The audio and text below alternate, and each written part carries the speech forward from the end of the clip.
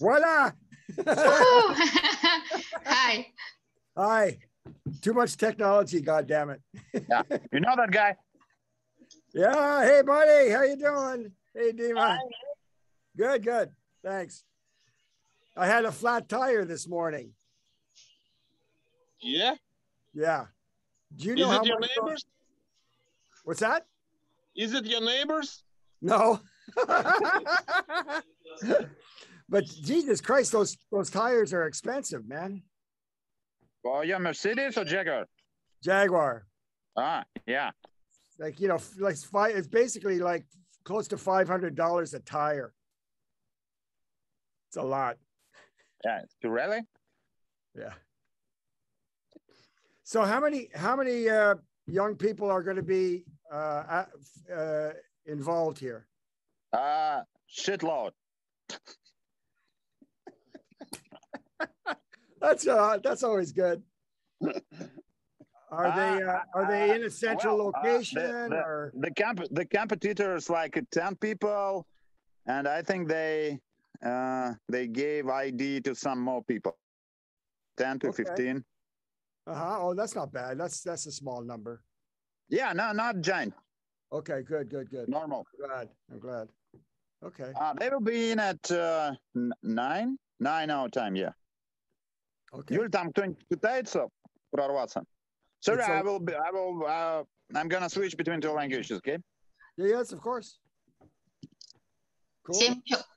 7 человек у нас в зале ожидания. We have 7 in Zoom waiting room. Cool. And how many of these students are sound? And how many? They are not students. There is a competition. And me and Dima, from 160 people, we choose 10. And they are doing a scene. A few scenes. It's like a sound design competition. So the level is like mid-beginners mostly. All right, that's cool. And are there going to be other people? Are there going to be other people that are not in sound? Maybe a few. I don't know. I will check to them. But no, I think most are from sound, and some people can be from learning process. Okay, I got you. Yeah. Okay, because I designed what I wanted to talk about based on the fact that everything that I talk about applies to people that are in the crafts in the film business in general. Yeah. Okay. Cool. Sorry, I will switch. Переводчик есть у нас? Здрасте, еще раз всем. Вот Ирина, я ее уже запустила. Ирина Девин, Ирина Викторовна. Ирина, вы нас слышите? Включите микрофон, пожалуйста. Gary, I will introduce you to a translator. Okay. You saw Irina.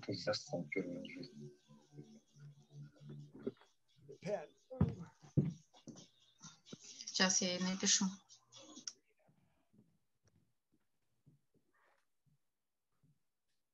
Не поговори с ним, с дочкой Сангелия. Тут и застал первый. Вот меня сейчас слышно? Скажите, пожалуйста. Да, здравствуйте, слышно. Здравствуйте. Good day. Hi there. Hey, Gary. Hi, this is Irina. She's a translator for the evening. Cool. All right, great. Hi, Irina. Good day, Gary. Hi. Мы, наверное, подождем, да, еще, потому что... Запускать потихоньку. Can we start to let people in? Yeah, to join? Of course, I'm ready. Yeah, запускаем.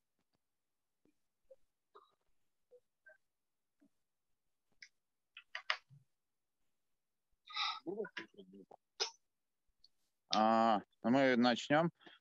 You need us for the introduction, or we can switch off and like you will WhatsApp me when we will need, when there will be questions, or you can let's talk. You can come and go however you want. I'll just start talking. Yeah, cool. Just if you need us, just text us because we're mixing the show. Oh, I see. Okay. All right. Yeah, and we have people at the stage 7. Oh yeah. Yeah. And Okay. they are not great, you know. Okay. Sounds good. Yeah. I sent you episode 1, by the way. Oh, you did? Yeah. And what's up? I sent you Google link. Oh, okay. All right. Thank you. We will afterwards. I'm talking to my mix tech here, but afterwards we'll download that onto. I don't know if I don't think I brought my drive. I'll do it later. Also, we can upload you we will upload you the latest video with CG, the color, like everything. Oh yeah. Okay. Mm-hmm. Yeah, but we basically redid everything, and we did ADR and all the stuff. Foley and all stuff. It needed all that. Yeah, it started with a Save Us call. Yeah, I know. All right. Сколько времени нам нужно? Ну, я не знаю. Юль, сколько времени? Подождать всех? Нет, по лекцию сколько сделать времени? Ну, мы на 2 часа планировали. They plan to 2 hours. Whoa! Вау. Yeah, we can take 1 hour and questions, yeah? Right? Gary, 1 hour plus questions. Okay, that sounds good. Yeah, that's the plan. So, Just 1 вопросы. hour and questions from the audience, students. Yeah. Mhm. But there's going to be times in which I will take a break and ask for questions during my talk, Mhm. so that I get a sense of what they want to hear about and what level that they want to participate with. You know what I'm saying? Нас уже 20 вместе с организаторами и со спикерами. И люди потихонечку еще заходят. Я предлагаю еще пару минут подождать. Я буду их постепенно потом запускать.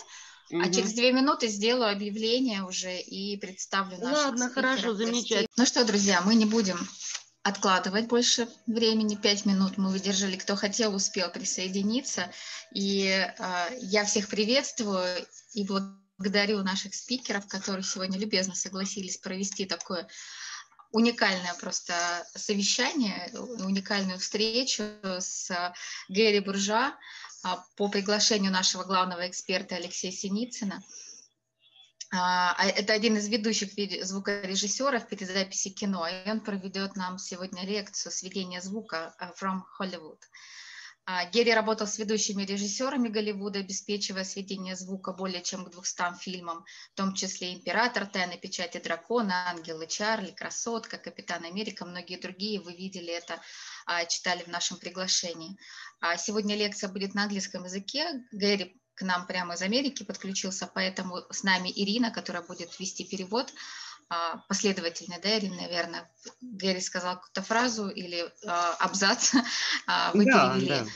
И по истечении некого блока логического будет возможность задать вопросы нашему спикеру через Ирину и послушать эти ответы. Ребята, у вас у всех выключены микрофоны и камеры, чтобы не мешать, и чтобы не создавать, да, какой-то хаос тут и фон. Поэтому у кого будет желание задать вопрос, поднимаете руку, есть такая функция здесь поднять руку, и модератор включит вам звук и камеру, вы зададите это в эфире.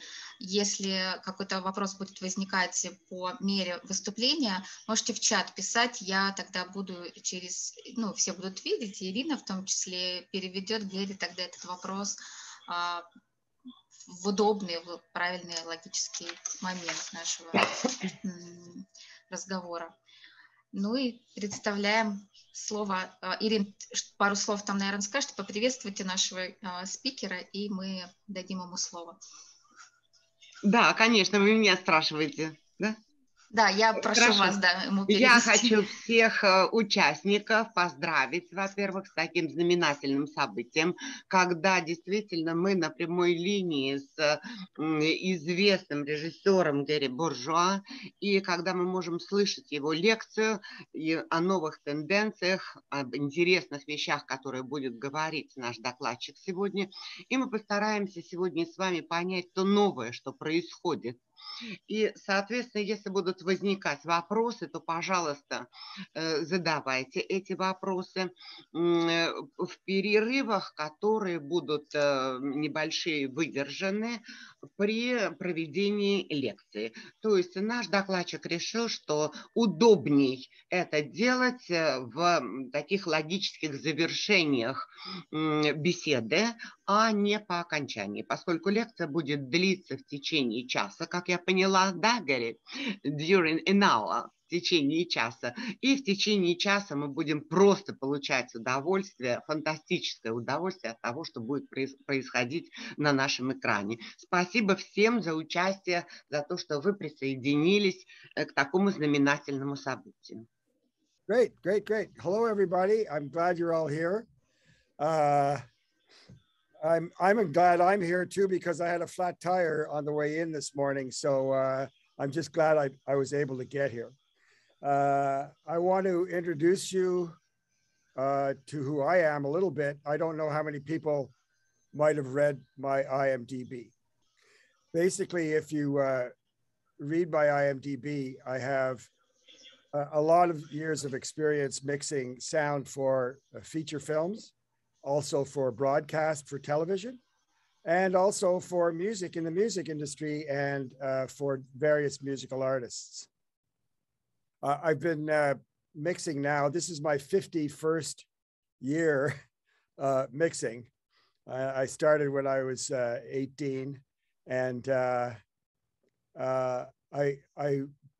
sort of specialized in music at the beginning, and but I've managed to straddle both music and film business all my life. As much as both involve sound, they are both very different disciplines and have very different clientele. I absolutely am still passionate and love what I do. And today I would like to talk about some generalities that are similar in all crafts and how they apply to working with various clients and workflow. I would like to, first of all, thank Alexei and Dima for having brought me here to this today, but most importantly, they actually brought me to Russia a few years back to do some really good projects. And my experience at Mosfilm was outstanding. And that crew of Alexei and Dima are just really the best. So one of the first things I want to talk about is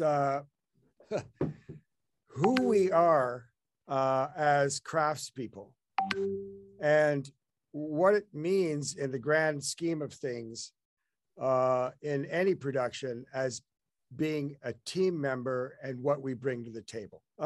Today, I wanted to talk, as I said, generally about things, but I will pause and ask for any questions at certain times. And at the end of this session, we will ask more questions. And I can get more specific about my workflow and plugins and detailed things at that point. But for now, I would like to start talking about the attitude that artists, be it directors or producers or musical artists, have about the people that work with them, the support people like the crafts. In the future years in your career, you will come across directors and producers, artists that will have an attitude about who their support people are, what they mean, and what it is that you bring to the table.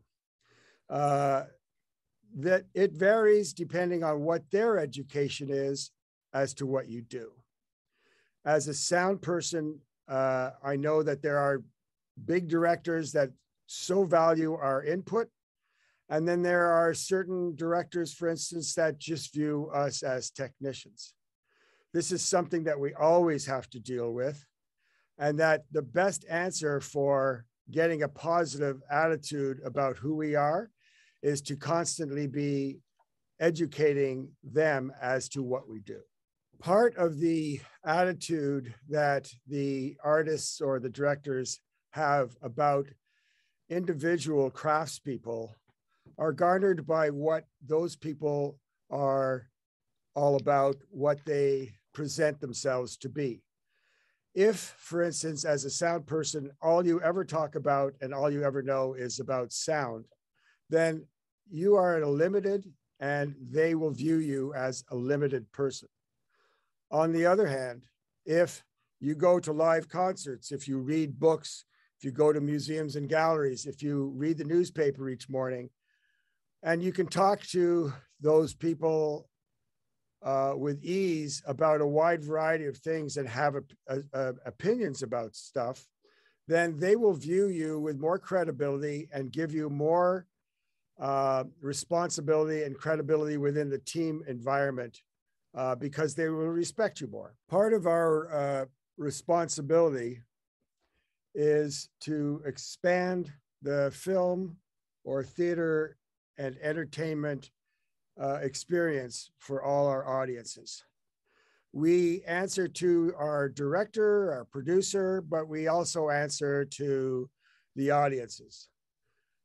We always must view ourselves as both storytellers and entertainers at the same time. Part of what I said earlier about educating the directors and the picture editors and others about what we have available in our toolkit to be able to express what it is that the director wants. Part of that is also educating ourselves and constantly upgrading what we know and how we do what we do. Fortunately for us in sound, we have a lot of tools available to us to enhance the experience and to tell the story. We have soup that all the dialogue sits in, which is like the backgrounds. We have imaging, and we have explosive sounds. We have very soft sounds, all of which go together to create an ambiance to tell the story. Even if a director knows an awful lot about the process, they rarely ever know as much as the cinematographer or the lighting person or the picture editor or the sound person. If a cinematographer keeps the subject matter in the same place in the frame all the time, that gets boring. A really creative cinematographer will put the subject maybe off to the right and show the empty room off to the left. These are part of their tools. When a picture editor is cutting the scene, they can decide whether to cut it quickly or to cut it slowly. Once again, they have their own tool set. And it is the same with the music. Obviously, the music is to either support or to lead us. The tools that we have in sound are vast, and not everybody in the process knows how much we can bring to the table. Therefore, that whole idea of educating them as to what the possibilities are is important. One of the main educational aspects for ourselves is to watch a lot of movies. When I first started, someone told me if I see a movie every week, that would be 52 movies in a year. But if I watch 2 movies a week, that's 104. And so I took that to heart. And when I started, I watched lots of movies. And what it taught me was that there are so many different ways of expressing emotion. I learned so much from watching movies from different countries, different directors, different genres of films. And what happens is that you learn to tell stories in different ways. This is a much better education quite often than just simply learning your tools of the trade. It's equally as important to know how to portray emotion in a whole bunch of different ways. The best way to learn that is by watching a lot of movies. One of the other tools that you have available to you in the learning process and the education process of yourself within your own craft is to learn from those that are your peer group, those people that are around you. When you discover something that you're really excited about, share that with your friends and your fellow craftspeople, sound people, whatever the crafts you're in. And part of that is supporting your peer group, the people that you work with, the people that you get to know. There's always get-togethers in the pub or get-togethers at events. And here we find that we all talk amongst each other. We let people know what we've discovered and how we use things. Sharing information is a major part of having the whole business improve and grow. Those people that hide everything that they know, they're not helping themselves, they're not helping anybody else. The more we share information, the better we all are. Just as a small example of what I'm talking about, when I was working, for instance, at Sony for years, we had 17 mix stages. And we would go and visit each other regularly, sit and watch what the other guys are doing, ask them questions about how they're doing different things. And it was an education for all of the mixers. When all of a sudden Marvel films came along and started having security for every stage so that nobody could visit, then after about a year, we all started to realize that we have not been sharing information and we are not growing at the same rate that we used to. And we realized how important that was. So we ended up having to get together outside of the studio to share information, but we realized how important that is.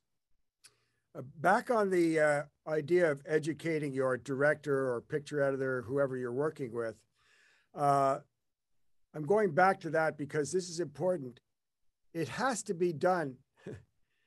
Educating them as to what the possibilities are has to be done in a way that is acceptable to them. And it can't be done in a way that demeans their knowledge of sound, for instance, okay? So quite often, for instance, we'll mix a scene and I'll have a different viewpoint or a different idea that might be better, might not, but I would like to at least inform the director that there's different possibilities. But rather than jumping in with both feet, I will, generally speaking, go to the next scene. I'll halfway through the next scene. And then I will say to the director, you know, I've been thinking about something in the last scene. I'd like to just present it to you as an idea. You might want to consider it because it would bring something else to light. Then you go and do that and they're like, oh my gosh, this is so much better. I love it. So you made their eyes open to greater possibilities in a very kind way that's a team effort and is accessible. There are, I have found key words that are very useful and some very negative. When walking on the stage in any environment, the word no goes out of my mind for the rest of the day. I never say no. I have to look for other creative ways of saying that might not necessarily be a great idea, but let's try it anyway. In other words, you never just say no and reject an idea from somebody else. That's number one. Number two, another great word is the word experiment. Because we work in a creative environment. If I actually say to the director or the producer, can I just go back and experiment with this scene for a second? They literally cannot say no, because otherwise we are no longer in a creative environment. So what is that one word bought me? It's bought me time to present a different way of looking at something. One of the things I wanted to mention is that when I'm working directly with the director or the picture editor, the producer, it's all about a relationship. That relationship that I want to establish of credibility, of creativeness. But quite often they're viewing us as technicians because we're sitting at a board with tons of knobs, et cetera, et cetera. And sometimes they even say, oh my God, how did you do that? That was magical. How did you do that? They don't really want to know what button you pushed. What they want is basically give you some credit. And what you do is you laugh and you say, oh, I don't know, there's so many knobs, but whatever it is, it worked. And you move on. It's not about the technical process. What it is all about the relationship with the creators. Part of our process is learning how to run a stage with all the different divisions of people that are involved. Running a stage is knowing how to run the rhythm of the room, knowing how to keep things going, even if there's a technical malfunction, how to entertain the client so that they're not just sitting there bored, how to be honest with them and say, I need another hour. Could you come back in an hour? Maybe there's something else you could do. Running the room, what we here in LA call gaffing the room. Basically, the person in charge of the room runs the room. And that's the person that's sitting at the board most of the time. But it's important that they have an understanding of the rhythm of the room. And so if there's a technical issue or if there's something that I need to address, it's going to take some time. Simply be honest with the client and tell them so that they're not just sitting there waiting and wondering what the heck's going on. Be open about what you're doing. Even when I make a goof, I just go like this and I go, oh, I screwed up, I messed up. Nobody is supposed to be right all the time, but at least be honest all the time and let them know what's going on. Great. At this point, I would like to be able to answer a few questions so I have a sense of where you want to take this and what more you want me to talk about. I have some things that I will wrap up with later, but right now I would like to find out a little bit more about what you guys are looking for, what questions you might have. Итак, вопросы от участников, правильно я понимаю? Да, ребят, задавайте вопросы, мы ждем их от вас, поднимайте руки. Да. Для того, чтобы как-то сузить специфику, показать то, что интересует аудитории, ответить на конкретные вопросы. Hi, Gary. I want to talk about watching. I want to talk about watching movies. What can you say about sound in Tarantino's movies? Pulp Fiction, Django Unchained, and for example, John Wick Chapter 2 and Fright Night 1985. Maybe you know funny stories about sound production of fiction. Well, there's always lots of stories, and some of them are funny. But Quentin Tarantino's movies sound wonderful. They are really great. I love them. I know both the production mixer, Mark Ulano, who does all of Quentin's movies.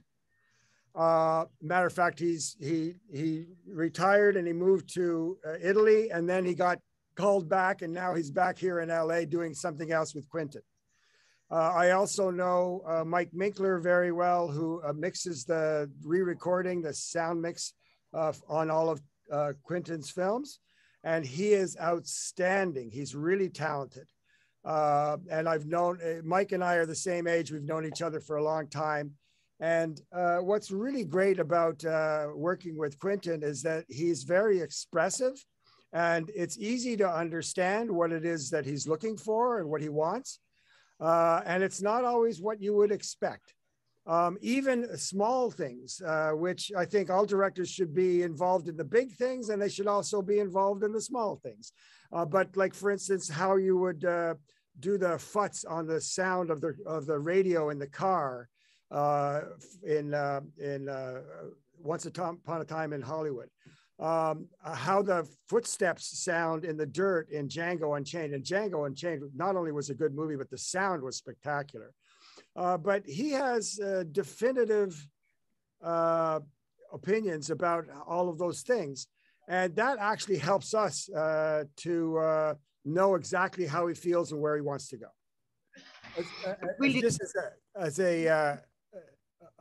Most the funny stories are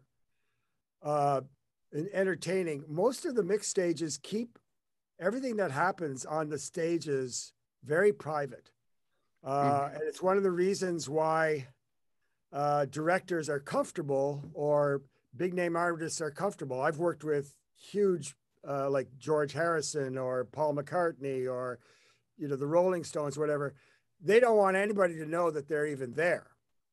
So the privacy is of great concern. But one story, I had a very famous director who has always a driver drive him everywhere because he has no depth perception. He can't tell depth, okay? So he could walk right into a wall, and and which was like so weird. And I was mixing on a stage that had lots of different levels. And every once in a while, the director would not realize there's a step, and he would actually just fall over flat on his face. And I remember one time I was mixing a scene, and he fell off to the corner, and my effects mixer turned and looked at me, and he said, that wasn't me, that was the director. So that's kind of a funny story. So what features of a movie make the producer in demand, in high demand? Box office sales. This is a business. This is an industry. It's a big industry here in LA. And so if somebody has success at making money at the box office, that's what makes everybody want to work with them. But it's not always just about the producer. It's about the director. It's about the writer. It's about individuals that have success, not just in the box office, but also creatively. If they have earned credibility because they do high quality work, then people seek them out. Part of the whole industry here is everybody talks to each other. We know a lot about who is doing great work and who is not doing great work. So we all talk to each other.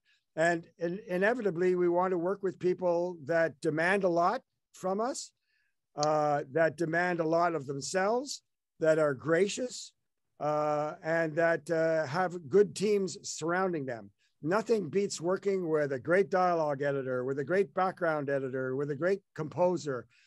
These people all come together, and it works together because they're excellent at every craft. Each person is good at what they do. That's the best way to have success, and it just rolls on and on from there. If I may say, I'm so sorry, Gary. I'm so sorry. We have извините, всем привет. We have a wrong translation for the question from the chat. I think it's based on the words we use in cinema. The question is, what makes a sound person successful in our industry? Ah. Yeah. And yeah. Okay. Okay. That was the question. And okay. Right. No, I another. Вы говорите нам, мы будем помогать, ладно? Я вот сейчас вернулся. I'll answer that. I'll answer that question anyway. Да, но по-другому вопрос мне был поставлен. No, the question is, what makes sound people successful in the successful? Yes. Yeah. Okay. Okay, I will make people successful. If something went wrong next time, I will, you know. Yeah. Jump in. Yeah. Jump in anytime. Okay. Well, basically, the same thing applies to sound people as does cinematographer or picture editor or anybody that's on the crew. Basically, you have to be willing to be open and work with the director and be obvious that you are trying to do everything in your power to get them what is that they need, what they need to communicate to the audience. Quite often, a director will work with a sound person that is not necessarily that good, but they just enjoy their company. That has a lot to do with it. I mean, just because you're really good at cleaning out the noise doesn't mean that you're going to get the next job. What it's all about is what I said earlier, relationships. And the relationships are keenly important because somebody might be way better than me. Somebody might be way better than the other person. But that's not the point. I got the job. I played drums all my life. And there's a lot of great drummers out there. But when I'm playing on stage, at least I'm there. I've got the job. Okay, so I have to do a great job to get another job. It's the same with the film business, the same with the sound. If you apply yourself, look, this job eats you up. It takes everything out of you. And that's because you're putting everything of your soul, heart and soul into it. If you are in this business just because you want a job or just because you technically know how to work a console, that's not going to make it. And that's not good enough. You have to put your heart and your soul into what you do. You have to learn your job so that you're so fluid that it doesn't appear to be a job at all. But everything is about relationships and about the heart and soul that you put into it. I would just like to say before the next question, if there's more questions, I hope there is, but I would like to say that if the various people that are on board here tune into a podcast called tonebenders.com, TONEBENDERS.com, tonebenders.com. There is an episode, I think it's number 97, that is me talking for an hour and 15 minutes, all about my workflow, all the plugins I use and whatnot.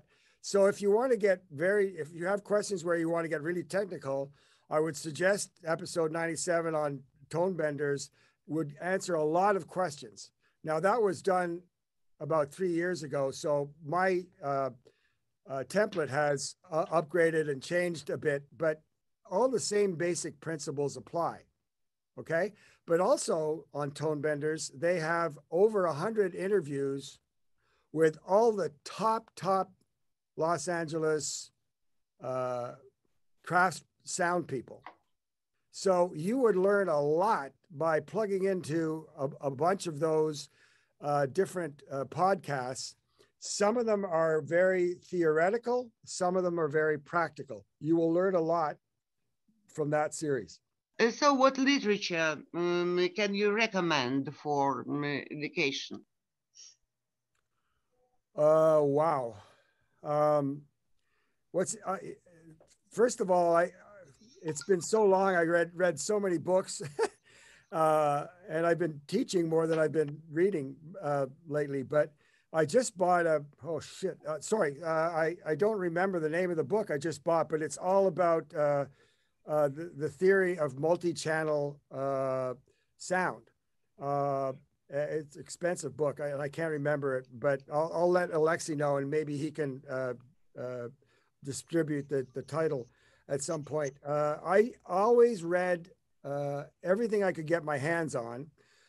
Mix Magazine always has articles. Sound on Sound has articles. Sometimes they're oriented towards music, sometimes film. I always find that I learn a lot by doing stuff and experimenting. You know, when I mix something for just a musical artist, I will use different plugins than I will for my post-production plugins. But sometimes I realize, oh my gosh, I could use this in post-production.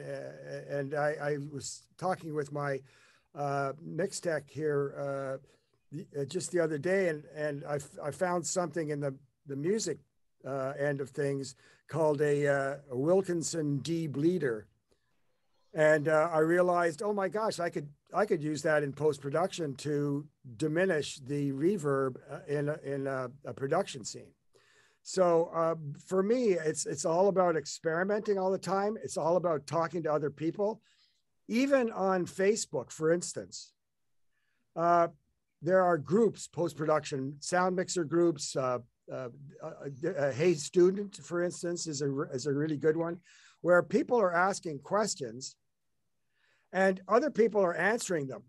Sometimes good answers, sometimes bad answers. You have to work that out yourself.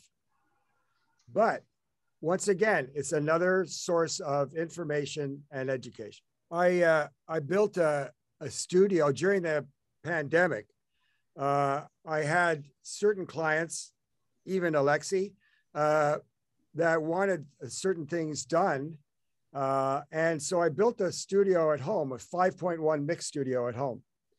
And it's surprising how on days off, I just go in there, sit down, power up, and start experimenting. And what I learn at home, I can use at work here at the studio. And it's the same vice versa. Sometimes I learn new things and my engineers and my mix techs teach me new things here at the studio that I bring home with me. So experimenting always. As I said earlier on, this is my 51st year mixing. And I'm learning something new every day from people that just started in the business a year ago. I look to every source I can to increase my education and understanding of what I'm doing. At all times, in general, you look to people that you can ask questions and get honest, good answers. People that will not share their information, don't waste your time with them. Their world is all about their world. You have to share your information. You have to search out people that will share their information. One of the overall general things that I wanted to mention, and you would be surprised because it's a very competitive business, especially if you're making lots of money, everybody's competitive. But I wanted to really say this. I wrote this down. Be kind and generous with your crew and share the credit and the accolades. I can only tell you that it took years for me to realize that everything we do is not one person doing it. It's a team. And as such, when somebody says, wow, that was a great sound mix, Gary, you did a great mix. Now, years ago, I used to say, yeah, thanks. I really enjoyed doing that mix. Now I say, yeah, that was a great crew and we had a lot of fun. If you ever need a good dialogue editor, that guy was or that girl was a really good person. Be as giving as you can, always. Just one other thing. I recently became governor of the Academy of Motion Picture Arts and Sciences, the Oscars. The governors run that whole organization, and it's a $1 billion non-for-profit organization. And I was extremely honored. It's a big thing here. But what I realized right away was that it was an honor to be made a governor, but more importantly, it wasn't about me at all. What it's really about was all the members of the Academy in the sound branch that voted for me. And what I interpreted it as was that they were saying thanks to me and appreciating all the work I've done to help other people, to mentor students, to support diversity, Black people, white people, brown people, Chinese, everybody. Everybody deserves our respect, our help, our support. I was honored, and I am honored to be the governor at the Academy out of appreciation for the fact that I think we all have to support each other always. У нас много вопросов насыпалось в чате.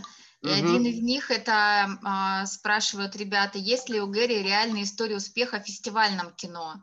Реально ли стать известным звукорежиссером, вот попасть звукорежиссеру в индустрию, делая только фестивальное кино для ноунеймов? Значит, первый вопрос звучит у нас, да? Как он есть ли реальная история успеха в кино, да, и как вот попасть? So, Gary, do you have real success in festival movies? Yes. Yes, definitely. And also in documentaries, I've done a lot of documentaries, which is a great learning experience just in general. But I've had won the Academy Award for The Man Who Skied Down Everest, which was a wonderful documentary, and also got nominated for a film called Food Inc., which is all about our processing of food. But generally speaking, films that are for festivals are generally either documentaries or very much more experimental. Even if they're theatrical, they are more experimental, and they deserve a lot of the credit for growth as individuals in sound or whatever craft, because quite often films that are made for festivals are not necessarily made for big theatrical box office release, but they are trying to have a director establish themselves that has credibility in the creative world. And so as far as I'm concerned, sometimes when somebody says that this is a mix for a film for a festival, I get very excited, because it means that I can stretch and experiment more. Реально ли попасть звукорежиссером в индустрию, делая только фестивальное кино? Gary, is it just, you see, is it possible to intrude into industry just based on festival films? Why? I mean, why would anyone want to limit themselves to one form of expression when there are so many different genres? That would be like saying, if you're a guitar player and I'm only ever going to play one genre ever. Well, I mean, you can do that. And if you make a living at it, that's nice. But if you're a guitar player that plays all different types of music, you're going to work more, you're going to get known more, you're going to become a better player. You're not going to be what we call here Johnny One Note. In other words, a person that just does one thing, I like to have my IMDb has a wide range of different types of genres of films. So when somebody's looking for me as an artist, they look at my credit list and they say, damn, this guy's done everything. He's not just an action adventure specialist. or not just a musical specialist or a drama specialist. You want to be as wide-ranging as you can and learn as much about every genre so that you bring more to the table. Festivals are a great way to films are a great way to start, etc. But don't limit yourself.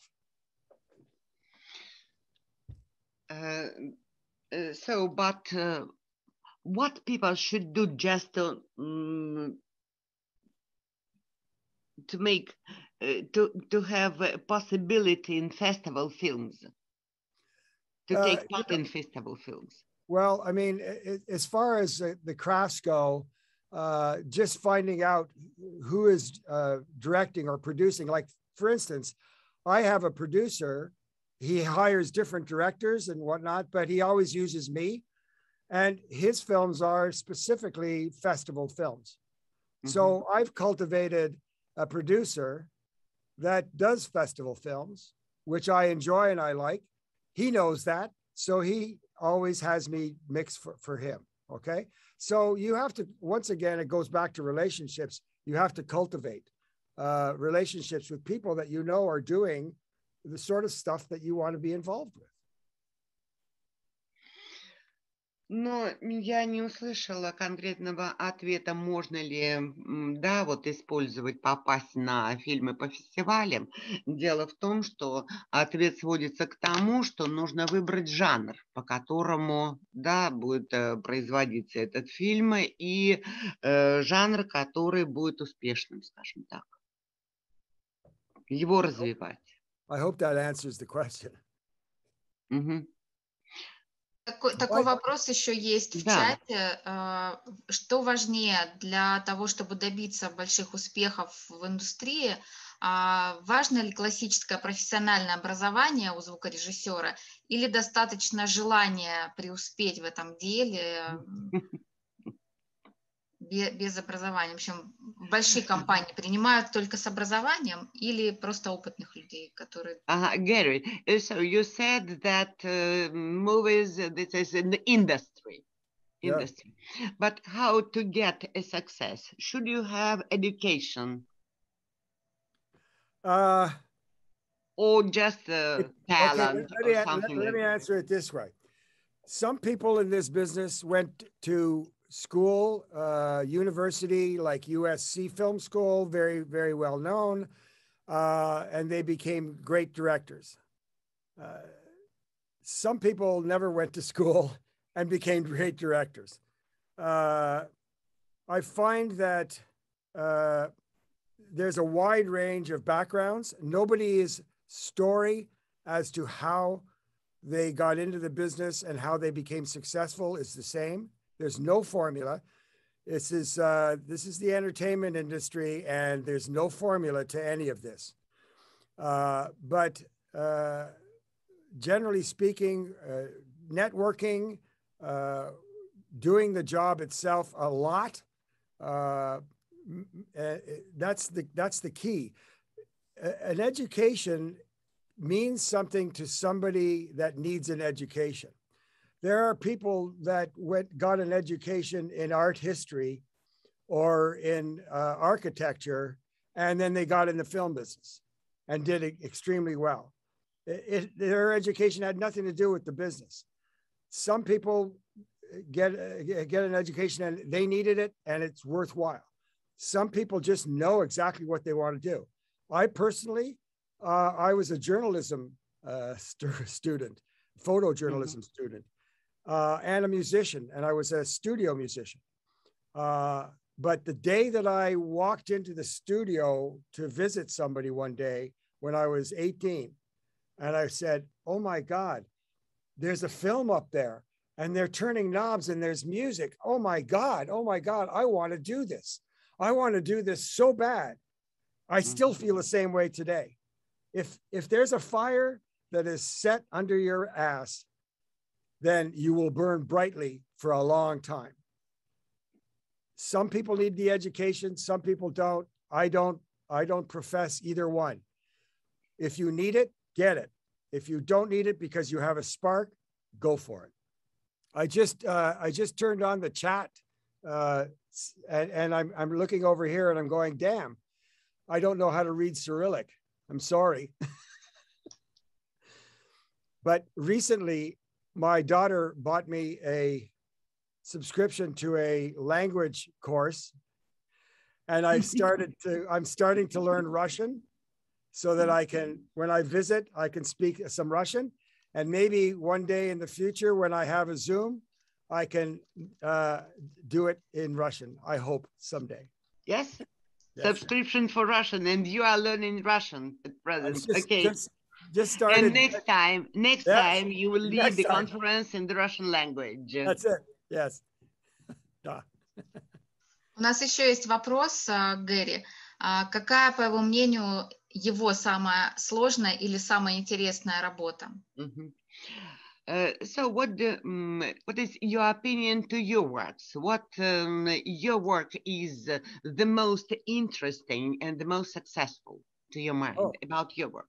Okay, first of all, I've been asked this many times, and I didn't write it down before I came, but there are 5 or 6 films that I just very proud of, but for all different reasons.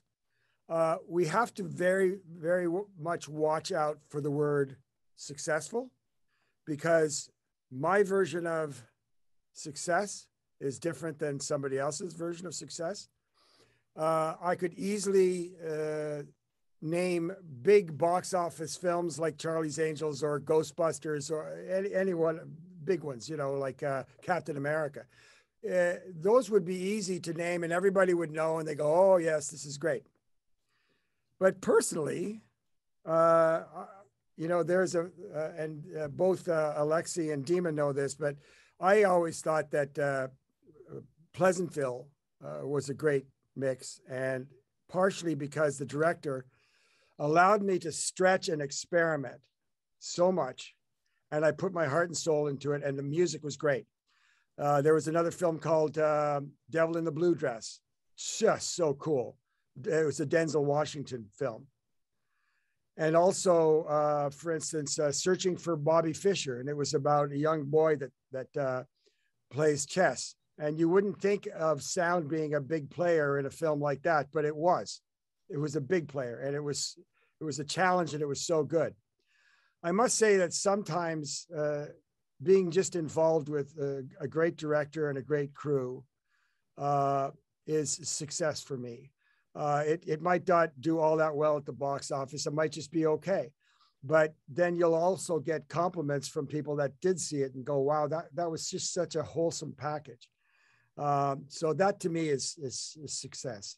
I'd just like to add that sometimes it's not even just the film itself, but working with tremendously high-profile composers, be it whether they're from the music business, you know, working with Paul McCartney was a treat. I was Bob Dylan's engineer for years, big treat. But the composers, James Newton Howard, you know, some great composers, to work with them and to mix their music. Sometimes the film is just okay, but the music just took you to another place, and it was such a treat to work with such great people. Такой вопрос, продолжение предыдущего. Может быть, Гарри назовет фильм, который обладает эталонным звуком, вот на который можно ориентироваться другим звукорежиссерам. So, Gary, can you name just 1 or 2 films, movies that you see just an example, a best example of music and the plot of the film? Oh, well, what I already mentioned, Pleasantville, was an amazing example of integrating excellent music and driving the story forward in so many ways. That film, if they can watch it, it starts in black and white, and slowly as people grow and blossom, they turn color.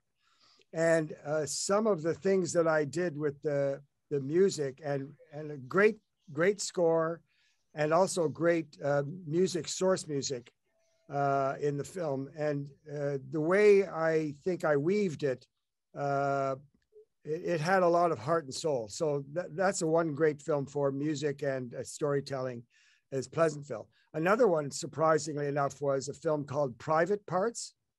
That had, it covered, I think, 5 decades.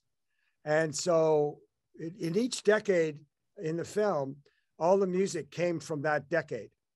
And it was expressive as to what was happening in the film. So that's another film that the music was a big part of it.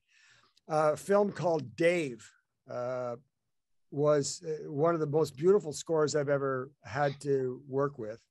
And once again, it brought such feeling and emotion to the audience. That was a treat to work on that film also.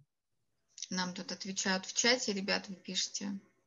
If the people on Zoom here look at my IMDb, they'll see an awful lot of films. But quite often, if you look at not just my name in the film, but who the director was, who the composer was, that will give you an inkling of how much music was important. The bigger high-profile name composers bring so much more to the film experience. Ребята написали в чате. Да, я видела. Предположение, да. Дьявол и так далее. Да. Так, ну что? У нас есть еще один вопрос по поводу перезаписи. Какие техники перезаписи Гэри использовал за свою фильмографию? И есть ли отличия от фильма к фильму? То есть когда развивается его профессионализм, да, меняются ли техники, применяемые в перезаписи? So, Gary, do you change some technical tools in your films? Absolutely. Absolutely. There is a set of tools that are quite common that you rely on. But sometimes tools are tools that are meant to solve problems. There's so many new tools that are, isotope, exponential audio. They always come out with new plugins that are so good and so helpful. But not all tools are meant to just solve problems. Some of the plugins I use are just beautifully creative. I just bought Timeless 3, which is a sort of a delay that is a beautiful sounding delay. And there are various like Pro R. Who makes Pro R? Is it FabFilter? Yeah, FabFilter makes Pro R. It's a beautiful sounding reverb, and I always go in and tailor and make my own version within the plugin as a default. And I name it after myself, and I put it in there so that I'm not using the same tools I'm using the same tools, but I'm using them in a different way than other people. I sort of customize my tools to give me a sound that I'm looking for. But you see, the question was connected with reproduction of your films. So if it's about reproduction, then there's so many different formats, and we mix different formats for different clients.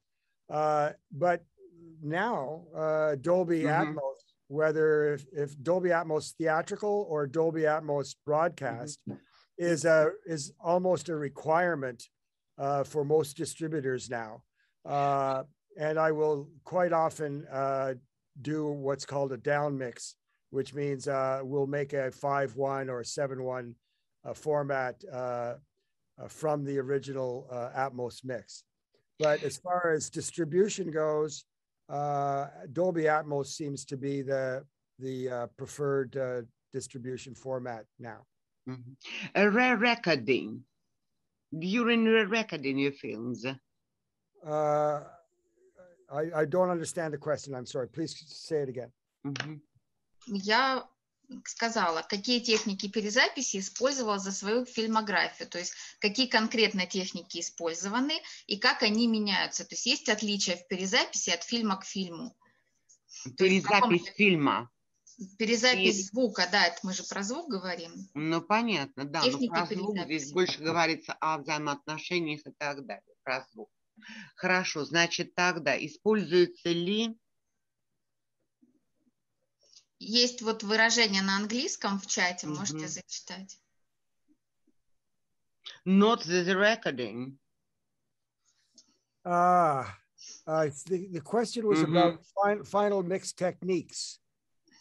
Well, I mean, final mix is re-recording. I hate to say it, but re-recording is the final mix where we put all the dialogue and the music and the sound effects all together. So, yeah, and as far as techniques go, wow, that's a 4-hour conversation. But generally speaking, more than anything else, as a real basic point, is that I make sure that the dialogue is sitting what we call in the pocket. It has a certain pressure level that makes it easy for the audience to hear and understand the dialogue, EQ and pressure level. That's like volume, but pressure level is slightly different. And that's the reference point for any film. When you're doing the final mix, the dialogue is the reference point because there was a writer, there were actors saying the words, and the audience wants to hear and understand what's being said. So that's the reference point. I think then like the backgrounds that have to sit in an atmosphere in the soup are important. I think music, transitions or blossoming, or bringing the music down under the dialogue in a way that people don't even notice. Those are all just final mix techniques that you have to just practice and do a lot. And the sound effects tell a story on their own. And we have to be careful that we make sure that as much as we make room for the music, as much as we make room for the dialogue, we also have to make room for the sound effects when it's appropriate and it's telling the story. So we try to carve and paint the picture with as much detail as possible, but always referencing the dialogue as the home base. If the students or the people that are watching have Правда ли, что перезапись не пускают композиторов? Это другой вопрос. Да, но это вот несколько непонятно, что значит не пускают композиторов. If the students or the people watching want to email me at some point, I will give you my email and they can ask questions via email at any time. I'm always open to answering questions from anybody. So my email is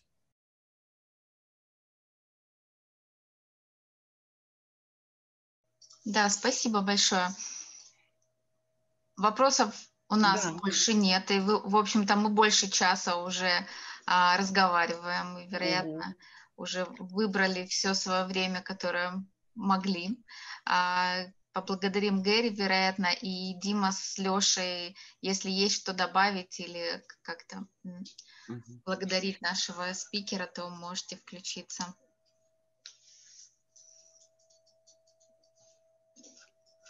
Gary, we all thank you for your, interesting lecture and your answers.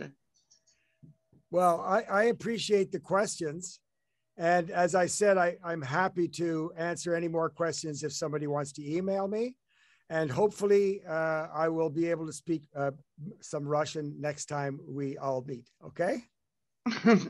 На следующей нашей встрече Гери будет говорить по-русски. Отлично. Хорошо. Thank you. Thank you, everybody. Okay, take care. Thank you, Gary. Okay, bye-bye. Bye-bye. Bye-bye.